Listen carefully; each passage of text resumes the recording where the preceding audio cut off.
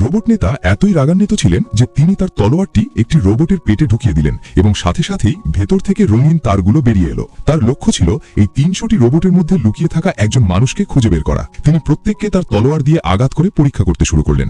যদি তিনি ধাতব কোনো শব্দ শুনতে পেতেন তবে তিনি বুঝতেন যে এটি একটি রোবট, কিন্তু যখন একটি থেকে কোনো শব্দ এলো না তিনি দ্বিধা না করে সেটির মাথা কেটে ফেললেন। দুর্ভাগ্যবশত সেটিও কোনো মানুষ ছিল না। আরও রাগান্বিত হয়ে নেতা সেই লোকটির বান্ধবীকে টেনে বের করে আনলেন এবং জানতে চাইলেন তার বয়ফ্রেন্ড কে, কিন্তু সে ভয়ে কথা বলতে পারছিল না। নেতা জানতেনই না যে যাকে তিনি খুঁজছেন সে তার ঠিক পাশেই দাঁড়িয়ে আছে।